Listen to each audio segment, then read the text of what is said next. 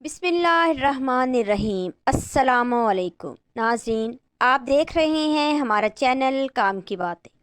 امید ہے آپ کو ہماری ویڈیوز اچھی لگی ہوں گی۔ ہمارے چینل کو سبسکرائب کریں تاکہ آپ کو ہماری آنے والی تمام ویڈیوز وقت پر مل سکیں۔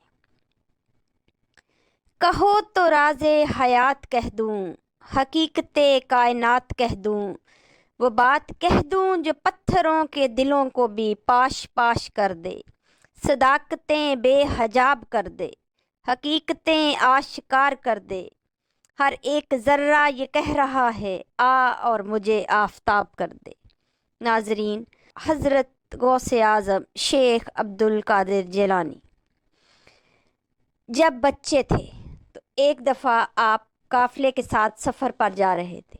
آپ کی والدہ نے جاتے ہوئے آپ کو 40 دینار دیے جو انہوں نے آپ کی قمیض میں سلائی کر دیے۔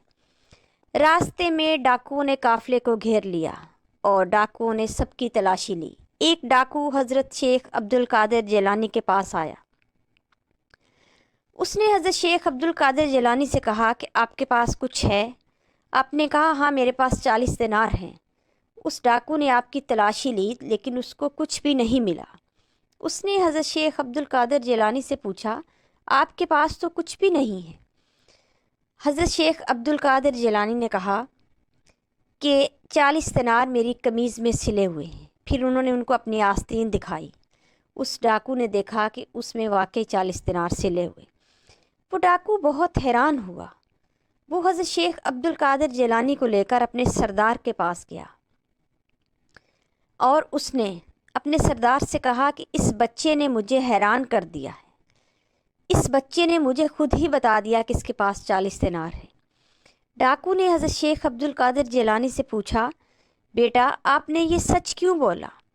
حضرت شیخ عبد القادر جیلانی نے فرمایا میری ماں نے مجھے نصیحت کی تھی کہ بیٹا زندگی میں کبھی بھی جھوٹ نہ بولنا، ہمیشہ سچ بولنا، چاہے آپ کی جان ہی کیوں نہ چلی جائے۔ میں اپنی ماں کا حکم مانتا ہوں۔ وہ سردار بہت شرمندہ ہوا، سجدے میں گر گیا، رونے لگا، اللہ تعالیٰ سے معافی مانگنے لگا اور اس نے کہا یا اللہ، یہ چھوٹا سا معصوم بچہ یہ اپنی ماں کا حکم مانتا ہے اور اپنی ماں کے حکم پر اس نے جھوٹ نہیں بولا بلکہ سچ بولا، اور میں کتنا گناہ گار ہوں، میں تیرا حکم بھی نہیں مانتا۔ اس ڈاکو نے اور اس کے ساتھی ڈاکوؤں نے گناہوں سے توبہ کی اور حضرت شیخ عبد القادر جیلانی سے وعدہ کیا کہ وہ آئندہ کبھی بھی کوئی برا کام نہیں کریں گے۔ یہ پہلے لوگ تھے جنہوں نے حضرت شیخ عبد القادر جیلانی کے ہاتھ پر توبہ کی۔ کسی نے کیا خوب کہا ہے، نگاہ ولی میں یہ تاثیر دیکھی، بدلتی ہزاروں کی تقدیر دیکھی، سبحان اللہ۔ ناظرین، حضرت شیخ عبد القادر جیلانی رحمۃ اللہ علیہ اور ایک تندور والے کا واقعہ اب میں آپ کو سنانے جا رہی ہوں۔ تندور والے کا آٹا سونے میں کیسے تبدیل ہو گیا؟ ناظرین، ایک دفعہ حضرت شیخ عبد القادر جیلانی اپنے زمانہ طالب علمی میں بغداد شریف گئے۔ وہ علم حاصل کرنا چاہتے تھے۔ جاتے ہوئے ان کی والدہ نے ان کو کچھ دینار دیے تھے کہ یہ ان کے کام آئیں گے۔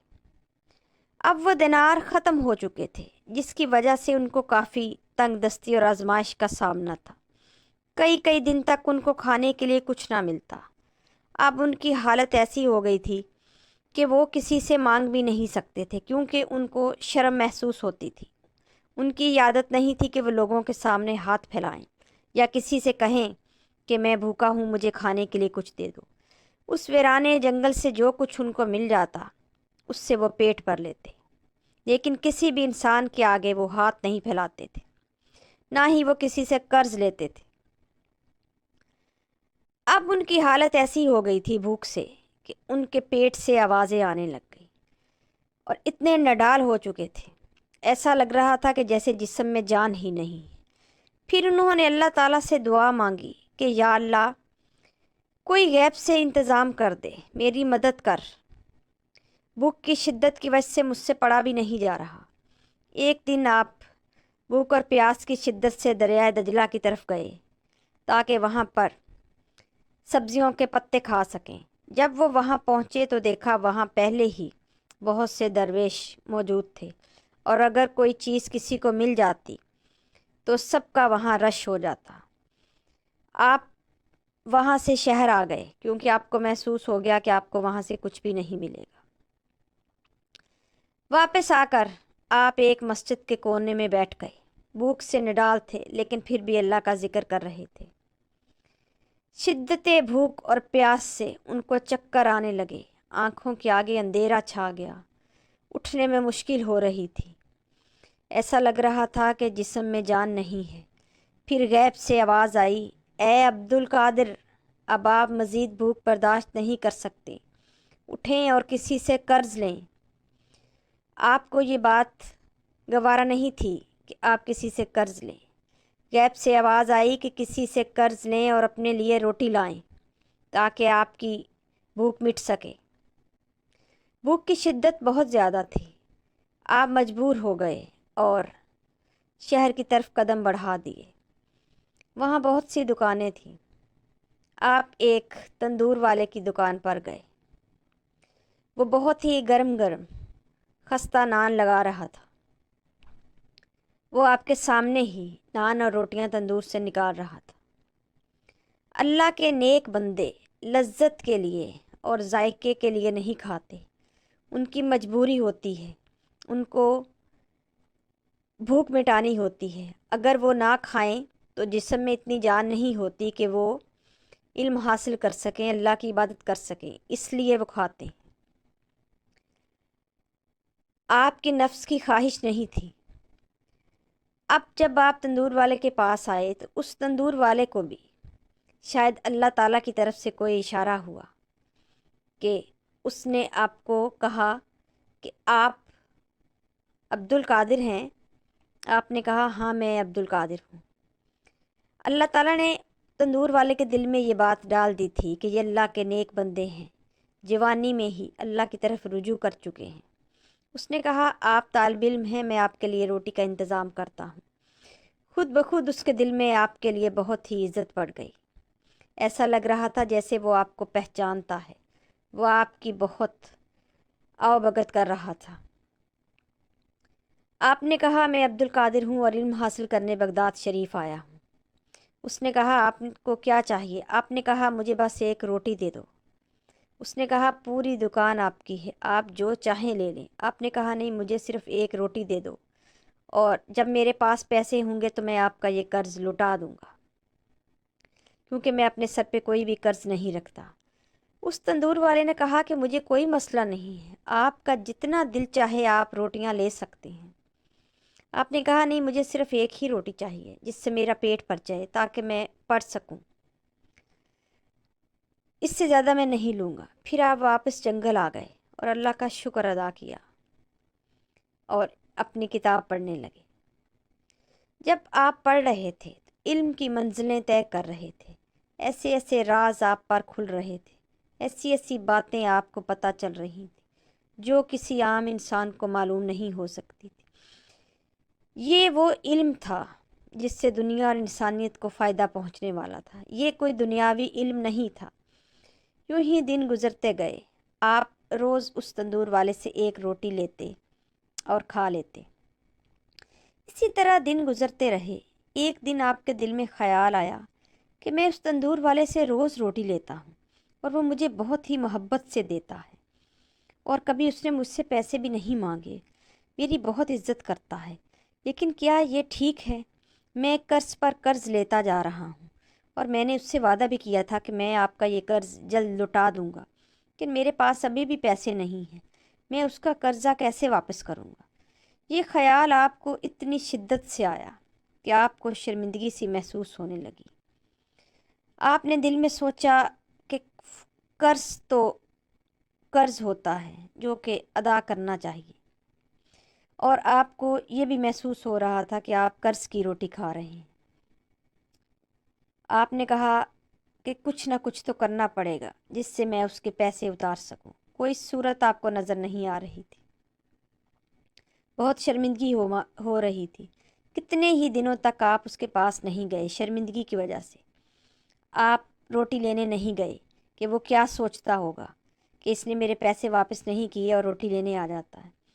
بہت سے دن گزر گئے، وہ تندور والا آپ کا انتظار کرتا کہ آپ روٹی لینے کیوں نہیں آتے، لیکن آپ یہی سوچتے رہتے کہ میں اس کا قرض کیسے لوٹا پاؤں گا، کہ غیب سے ایک دن آواز آئی، اے عبد القادر، آپ کی روٹی کا قرض اتارنے کا ذمہ اللہ تعالیٰ نے لیا ہے، آپ اس بات سے کیوں پریشان ہوتے ہیں؟ آپ کو وہاں جانا چاہیے اور روٹی لینی چاہیے۔ آپ نے کہا میں قرض کی روٹی کیوں کھاؤں، میں اب وہاں نہیں جاؤں گا۔ میں نے یہ فیصلہ کیا ہے کہ میں اس تندور والے سے روٹی نہیں لوں گا، اس کے پاس نہیں جاؤں گا۔ فوراً غیب سے آواز آئی، اے عبد القادر، قرض کی ادائیگی کرنے تو آپ کو جانا پڑے گا۔ اللہ تعالیٰ آپ کو بہت چاہتا ہے، آپ اللہ کے پسندیدہ بندے ہیں، اللہ کے ولی ہیں۔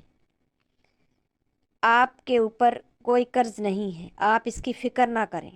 آپ کے قرض کو لوٹانے کی ذمہ داری خود اللہ تعالیٰ کی ہے، جو تمام جہانوں کا بادشاہ ہے۔ آپ کی ذمہ داری اس کے ہاتھ میں ہے، آپ پریشان نہ ہوں۔ آپ نے کہا کہ میں روٹیاں قرض کی کیسے لوں؟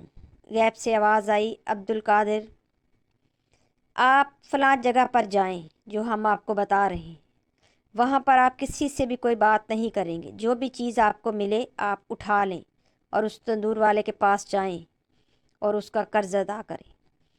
آپ اس مقام پر پہنچ گئے، وہ آبادی سے دور تھی، کافی ویرانہ تھا وہاں، اور کسی کا آنا جانا بھی نہیں تھا۔ آپ نے دیکھا کہ ایک تھیلا پڑا ہوا ہے۔ آپ اس تھیلے کے پاس گئے، جب آپ نے اس کو کھول کر دیکھا تو وہ آٹے کا تھیلا تھا۔ وہ کوئی معمولی آٹے کا تھیلا نہیں تھا، بلکہ ایسا لگ رہا تھا کہ جیسے تازہ تازہ آٹا پیس کر کسی نے تھیلے میں بھرا ہے۔ بہت ہی اچھی خوشبو آ رہی تھی۔ آپ دل میں بہت خوش ہوئے اور آپ نے یہ فیصلہ کیا کہ میں اس تھیلے کو تندور والے کے پاس لے کر جاؤں گا اور اس کا یہ قرض واپس کر دوں گا۔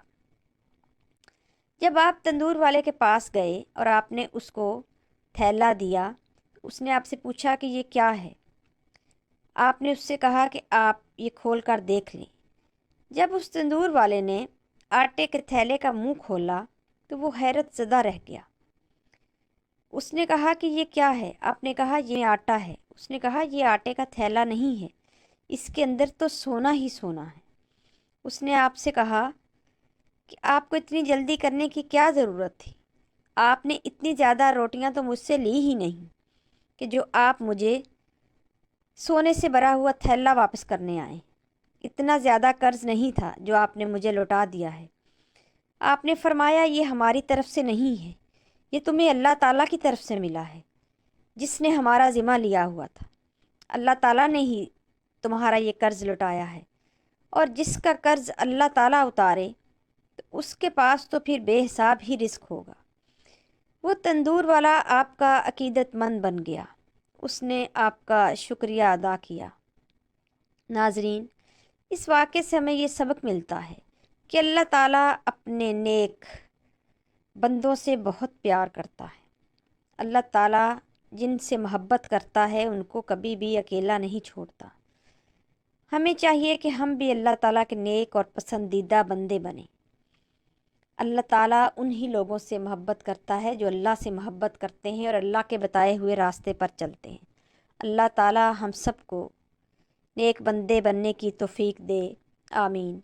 ناظرین، امید ہے آپ کو یہ واقعہ اچھا لگا ہوگا۔ ہمارے چینل کو سبسکرائب کریں، ہماری ویڈیو کو لائک کریں۔ آپ کی سماعتوں کا بہت شکریہ۔